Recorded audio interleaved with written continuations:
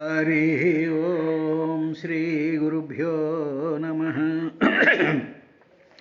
అలసులు మందబుద్ధియుతులు అల్పతరాయువులు ఉగ్రరోగ సంకలితులు మందభాగ్యులు సుకర్మములెంయు విచేయజాలరి కలియుగమందు మానవులు కావున ఎయ్యది సర్వసౌఖ్యమై అలవడు ఏమిటికింబొడము ఆత్మకు శాంతి మునీంద్ర చెప్పుమా. ఎల్ల శరీరధారులకు ఇళ్లను చీకటి నుతి లోపలంద్రెళ్ళక మీరునే మనుచుమతి భ్రమణంబునం భిన్నులై ప్రవర్తిల్లక సర్వమున్నతని దివ్య కళామయ మంచు విష్ణునందులము జర్చితారడవి నుండుట మేలు నిశాచరాగ్రణి. అజ్ఞులు కొందరు మేము దామనుచు మాయంచెంది సర్వాత్మకం ప్రజ్ఞాలభ్యు వరాన్వయ క్రమములం భాషింపగా నేర రాజిజ్ఞాసాపథమందు మూఢులు గదా చింతింప బ్రహ్మాది వేదజ్ఞులు తత్పరమాత్మ విష్ణు ఇతరుల్ దర్శింపగా నేర్తురే. మందారమకరందమధుర్యమునజేలు మధుపంబువోవునే మదనములకు నిర్మల మందాకిని వీచికల తూగురాయంచ సనునితరంగిణులకు లలిత రసాల పల్లవ ఖాదియై చొక్కు కోయిల సేరునే కుటజములకు పూర్ణేందు చంద్రికా స్ఫురిత చకోరకంబరుగునే సాంద్ర నిహారములకు అంబుజోదర దివ్య పదారవింద చింతనామృతపాన విశేష మత చిత్తమేరీతి ఇతరంబు చేరనేర్చు వినుత గుణశీల మటలు వేయునేల కలిదోష నివారణమై అలఘు యశుల్ ఒగడు నట్టి హరికథనము నిర్మలగతి కోరెడు పురుషుడు వెలయగయవాడు తగిలి వినడు మహాత్మా. వరగోవింద కథా సుధారస మహావర్షోరుధారా పరంపరలంగాకభుదేంద్ర చంద్ర ఇతరోపాయానురక్తిం ప్రవిస్తర దుర్దాంత దురంత దుస్సహజను సంభావితానేక దుస్తర గంభీర కఠోర కల్మషకనద్దావానలంబారునే. హరి ఓం శ్రీ గురుభ్యో నమః.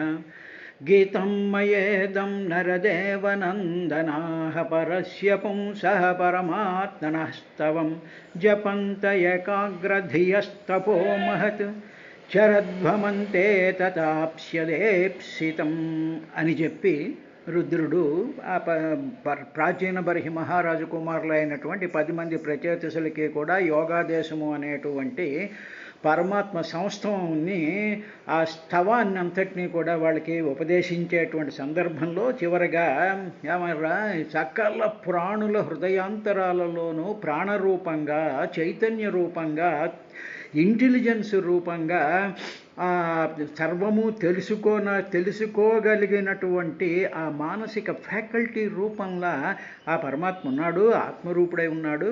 నేను మీకు చెప్పినటువంటి ఈ స్తుతిని మీరు ఏకాగ్రమైనటువంటి చిత్తంతో జపిస్తూ గొప్ప తపస్సు ఆచరించండర్రా.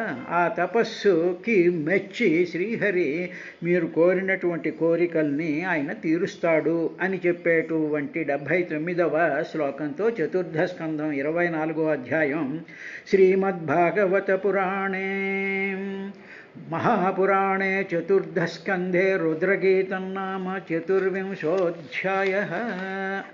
అయిన తర్వాత అథ పంచవింశోధ్యాయ 25వ అధ్యాయం వచ్చాం. ఈ అధ్యాయం చాలా అద్భుతమైనటువంటి అధ్యాయం. దీనికి సంబంధించినటువంటి కథనే పురంజనోపాఖ్యానము అంటారు. ఇది సమస్తమైనటువంటి జీవులకు సంబంధించినటువంటి ఒక అద్భుతమైనటువంటి విశ్లేషణాత్మకమైనటువంటి సృష్టి క్రమానికి సంబంధించినటువంటి విశేషం. మైత్రేయోవాచ ఇతి సందిశ్య భగవాన్ బర్హిషదై అభిపూజితః పశ్యతాం రాజపుత్రాణం తత్రైవాంతర్దధేహరః అని చెప్పి ఇప్పుడు మైత్రేయ మహర్షి విదురుడికి ఆ రుద్రగీత అంతా ప్రచేతసులకి ఆ శివుడు చెప్పాడయ్యా అని చెప్పిన తర్వాత శివభగవానుడు ఈ బర్హిషద్ మహారాజు కుమారులు, అంటే ఆయన ప్రాచీన బర్హి అంటారు. ఎందుకన్నారు అంటే సమస్తమైనటువంటి భూమండలం అంతటినీ కూడా యజ్ఞశాలలతో ఆయన నిర్మించేసి దర్భలన్నిటినీ కూడా కొనసలన్నీ కూడా తూర్పు ముఖంగా పెట్టి ఈ భూమండలాన్ని, ఈ భారత ఖండాన్ని అంతటినీ కూడా యజ్ఞాలతో పవిత్రమైనటువంటి భూమిని కింద మార్చాడు అనేటువంటి ఒకానొక సంకేతపూర్వకమైనటువంటి విశేషం మనకి అంతకుముందు 24వ అధ్యాయంలో మనం చూసాం.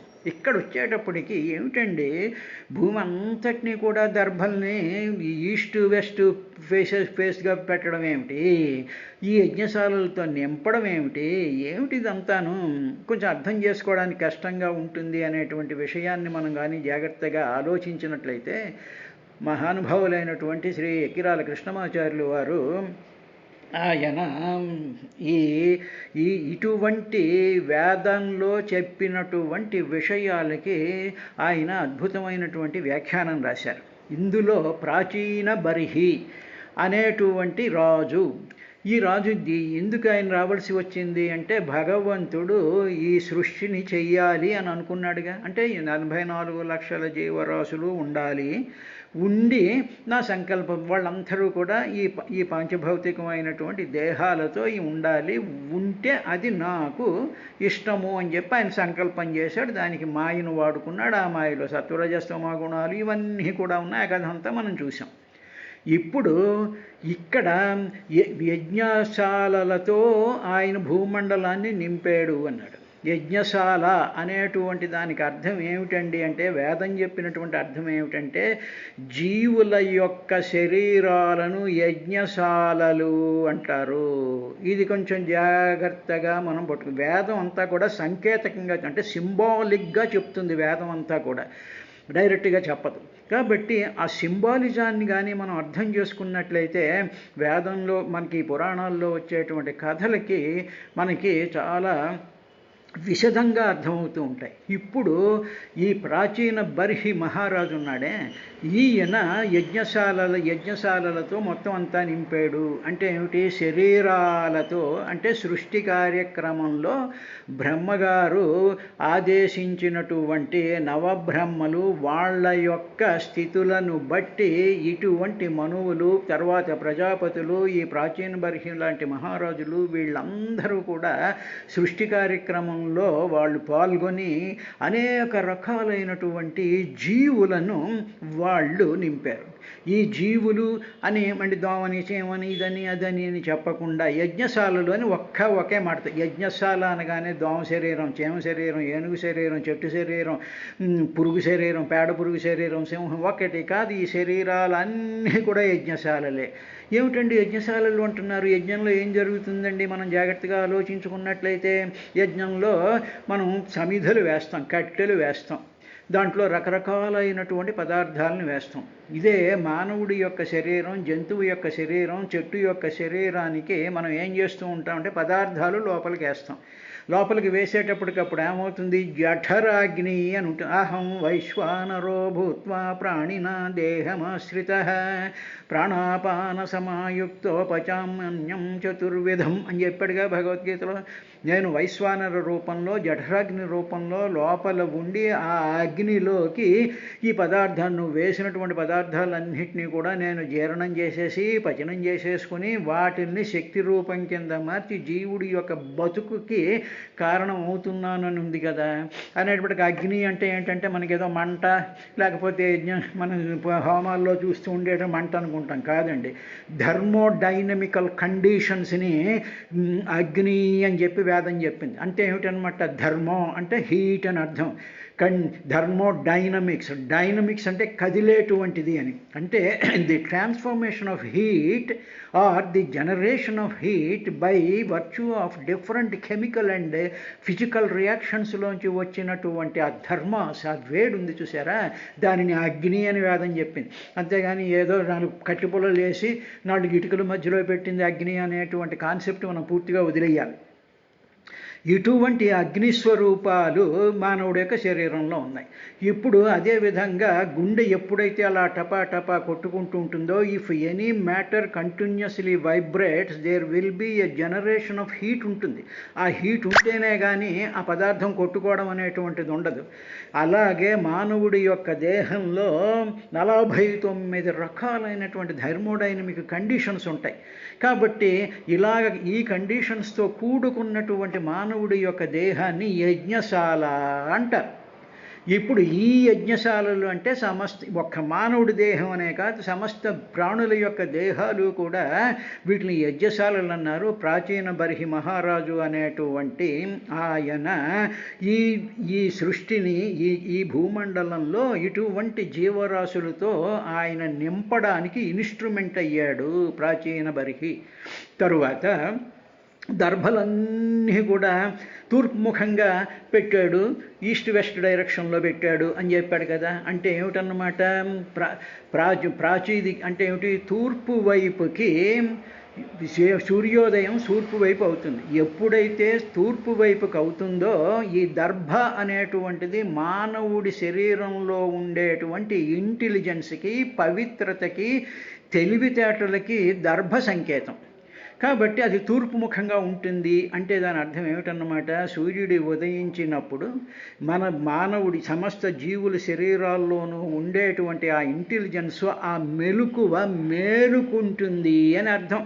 కాబట్టి దర్భలు ఆ విధంగా పరిచాడు. అంటే ప్రతి జీవి కూడా రాత్రంతా పడుకుని సూర్యోదయం అయినప్పుడు వాళ్ళ కార్యక్రమాల్లోకి వాళ్ళ యజ్ఞాలు చేసుకోవడానికి అని చెప్పి వీళ్ళందరూ ఇలా జరుగుతూ ఉంటారు అనేటువంటి ఈ మొత్తం కథ అంతటినీ కూడా ఆయన దర్భలు తూర్పు వైపుగా పెట్టాడు, యజ్ఞశాలలతో నింపాడు అనేటువంటి విధానం ఉంది. సరే, ఇది లోపల ఉండేటువంటి అంతరార్థం. ఇక రెండోది ఏమిటి అంటే, భారత ఖండం అంతా కూడా వేద మంత్రాల చేత, ఉపనిషత్ మంత్రాల చేత, అనేక రకాలైనటువంటి పవిత్రమైనటువంటి పుణ్యకార్యాల చేత, అగ్నిహోత్రంతో నాన్ పొల్యూటింగ్ మెకానిజమ్స్ని ఈ యజ్ఞాల్లో మనకి చెప్తుంటే అనేక రకాలైనటువంటి పదార్థాలను తీసుకొచ్చి వేసి వాటి చేత ఈ వాయువుల్ని నింపి ఆ వచ్చినటువంటి ఆ యజ్ఞ భస్మాల చేత ఈ సమస్తమైనటువంటి వృక్ష జాతులు, అడవులు కూడా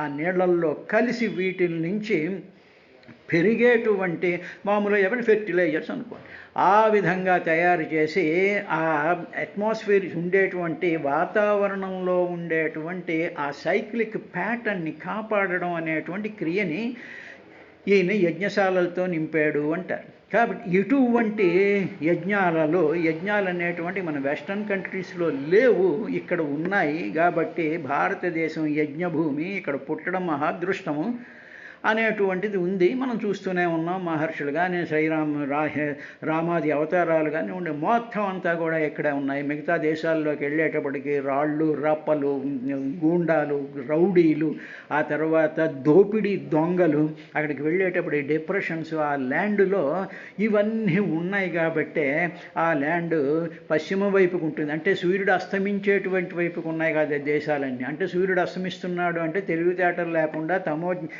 గుణంలో పడి మొద్దుల్లాగా పడి ఉండేటువంటిది పశ్చిమ దిక్కు అనేటువంటి విధానంగా చెప్తూ ఉంటారు. సరే, ఇది అయిన తర్వాత పురంజనోపాఖ్యానం అనేటువంటి విశేషాన్ని చెప్పాడయ్యా ఆయన. తర్వాత అలాగా ఇతి సందిశ్య భగవాన్ బర్హిషదై అభిపూజిత పశ్యతాం రాజపుత్రాణం తత్రైవాంతర్దదే హర. ఆ హరుడు, ఆ శివుడు ఏం చేశాడంటే ఇలాగా బార్షిషద్ మహారాజు చేత పూజింపబడినటువంటి ఆయన పూజించాడుగా. ఈ ప్రచేతసులు ఆయన పూజించిన తర్వాత ఆయన అంతర్ధానం అయిపోయాడయ్యా. మళ్ళీ ఆయన వీళ్ళందరూ చూస్తూ ఉండగానే ఆయన అంతర్ధానం అయిపోయాడు. అయిపోయిన తర్వాత వాళ్ళు ఏం చేశారు అనేటువంటి విషయాన్ని చెప్తూ, రుద్రగీతం భగవత స్తోత్రం సర్వే ప్రచేతస జపంతస్తే తపస్తే పూర్వర్షాణామయుతం జలే. రుద్రగీతం, రుద్రుడి చేత చెప్పబడినటువంటి గీతం ఉంది కదా, దీని అంతటినీ కూడా అది ఏమిటి అంటే భగవత స్తోత్రం, అంటే అది శ్రీహరి యొక్క స్తోత్రాన్ని వాళ్ళు ఆ ప్రచేతసులు 10 మంది కూడా ఏం చేశారంటే జపిస్తూ నీటి యందు అక్కడ ఉందిగా సరస్సు ఉందిగా, ఆ సరస్సు దగ్గరికి వెళ్ళారుగా. ఆ సరస్సులో వాళ్ళు అందులో ప్రవేశించి 10,000 సంవత్సరాలు నీటిలో ఉండి వాళ్ళు తపస్సు చేశారయ్యా.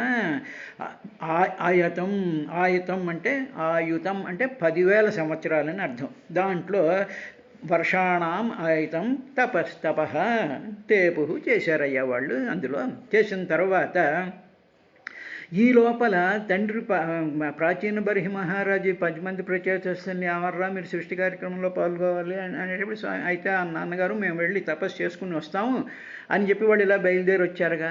అక్కడ ఆయన ప్రాచీన బర్హి మహారాజు తన రాజధానిలో ఉండేటువంటి ఆ సందర్భంలో ఏం జరిగింది అంటే, ప్రాచీన బర్హిషం క్షత్త కర్మస్వాసక్తమానసం నారదో అధ్యాత్మతత్వజ్ఞ కృపాలు ప్రచబోధయత్. క్షత్త అంటే విదురుణ్ణి క్షత్త అని సంబోధిస్తారు.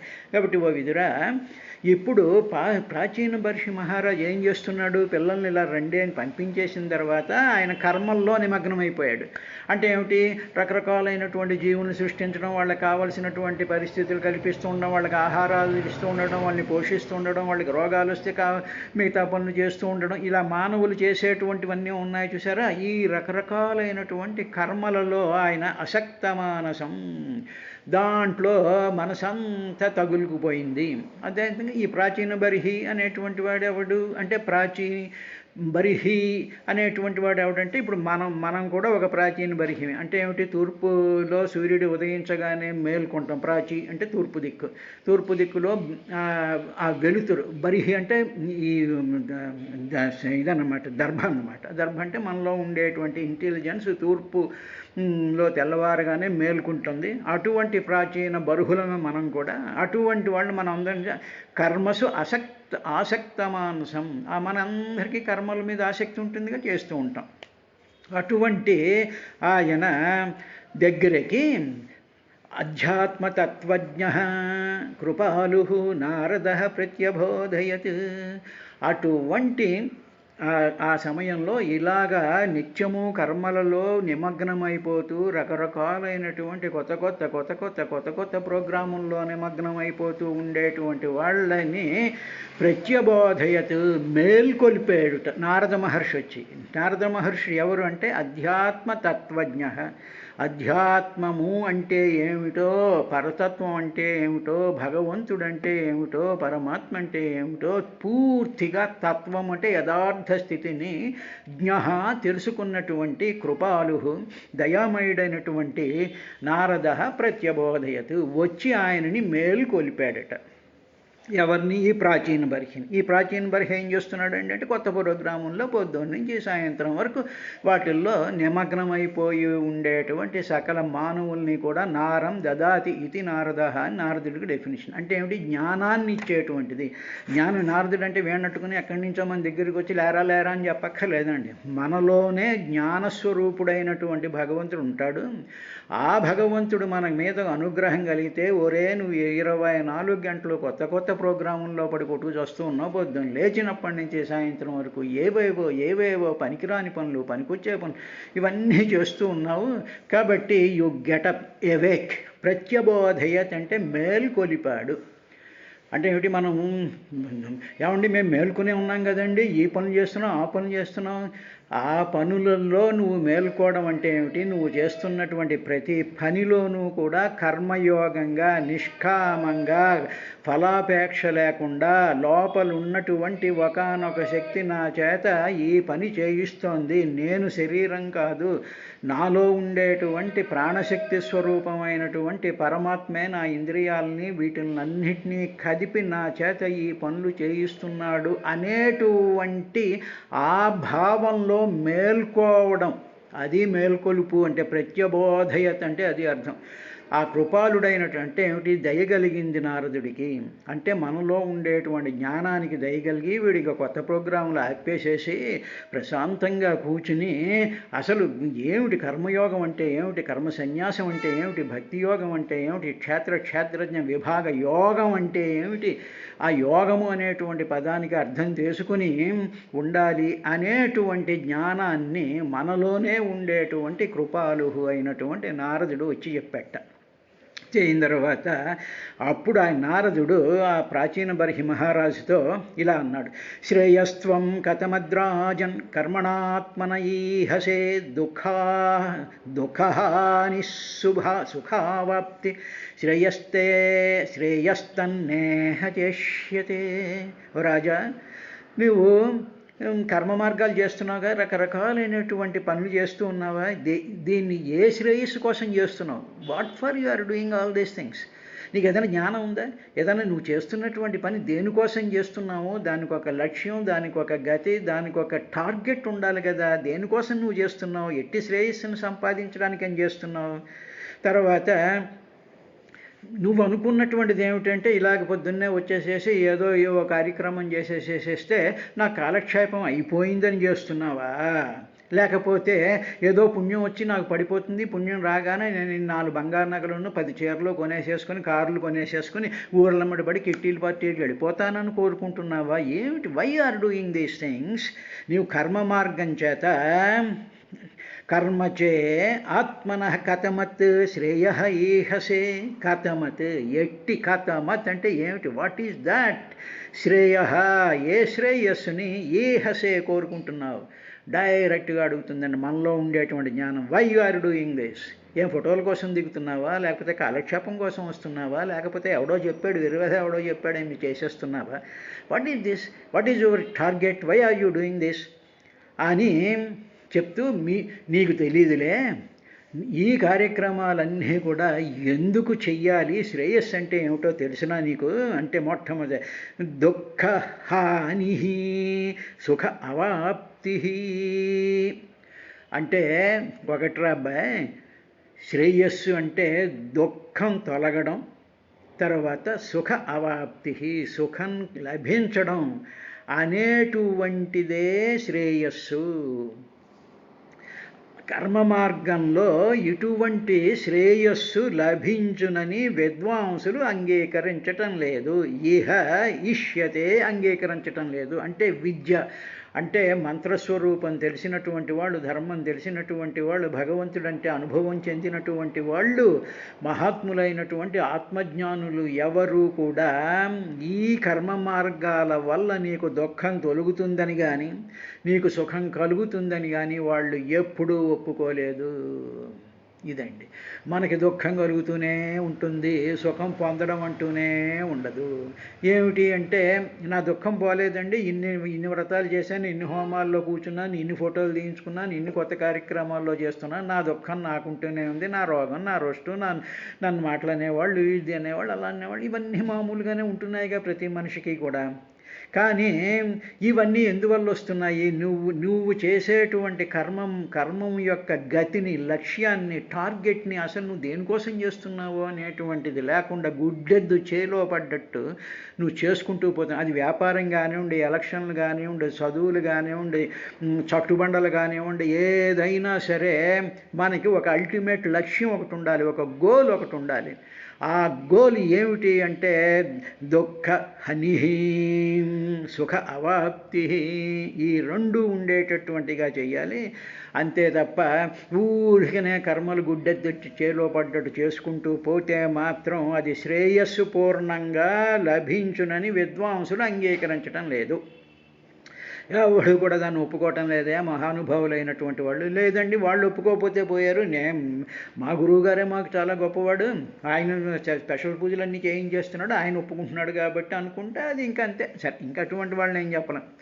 ఆ విధంగా నారదుడు అన్నటువంటి దాన్నే పోతన గారు ఈ విధంగా ఆయనకి ఆ పైన ఆ 4 శ్లోకాలకి పోతన గారు ఈ విధంగా ఘన కర్మాసక్త చిత్తుండై ఉన్న ప్రాచీన బర్హి కడకు ఘన కర్మాసక్తి, ఘన కర్మాసక్త చిత్తుండే అంటే ఏంటి, చాలా దిట్టంగా అన్నమాట. రోజుకొక ప్రకారం, రోజుకొక ఇది రకరకాలైనటువంటి పనులు, ఆ పని ఈ పని, ఐఎమ్ వెరీ యాక్టివ్ అండి, ఓ అది ఇది అని చెప్పేసేసి ఘన కర్మాసక్తుండై ఉన్న ప్రాచీన బర్హి అంటే తూర్పు వైపు సూర్యోదయం రాగానే మేల్కొన్నటువంటి ప్రాణస్వరూపుడైనటువంటి మానవుడు అక్కడికి కడకు అధ్యాత్మవేదియం కృపాళువునైన నారదుండు సన్నిధించి, అటువంటి వాడు సరే వీడు ఏదో ఇందులో పడుకోడు చస్తున్నాడు, వీడిని బయటికి తీయకపోతే లాభం లేదు అని చెప్పి నారదుండు ఆ రాజునకు జ్ఞానబోధంబు చేయి కొరకు ఇట్లనియే, వీడికి కొంచెం జ్ఞానం చెప్పాలి అని చెప్పి నారదుడు వచ్చి, రాజా ఈ కర్మంబునం చేసి ఎట్టి శ్రేయస్సును అభిలషించుతున్నవాడు అట్టి అనిష్ట నిరసంబును అభీష్ట ప్రాప్తి కరంబునైన శ్రేయంబి కర్మంబు వలన లభింపదనినం ప్రాచీన బరిహి నారదునికి ఇట్లనియే. ఇలాంటి పనికిరాని పనులన్నీ నువ్వు చేస్తూ ఉన్నంత మాత్రంలో ఒకటి అనిష్ట నిరసన్నంబును అంటే నీకు దుఃఖం పోవడం, తరువాత అభీష్ట ప్రాప్తికరంబు నీ అభీష్టాలు ప్రాప్తి అవుతాయి అనేటువంటి అయిన శ్రేయంబి కర్మంబు వలన లభింపదు, ఈ కర్మల వల్ల నీకు లభించదు అనిన ప్రాచీన బర్హి నారదునికి ఇట్లనియే. అప్పుడు ప్రాచీన బర్హి నారదుడితో, స్వామి ఏమిటిది, ఏం చెప్తున్నావు నువ్వు, మా మీద కోపమా నీకు అన్నట్టుగా ప్రాచీన బర్హి మహారాజుతో నారదుడిని ఆయన ప్రశ్న వేయడం ప్రారంభించాడు. ఏమిటి ఆయన వేసిన ప్రశ్న అనేటువంటి రేపటి కార్యక్రమంలో చూద్దాం.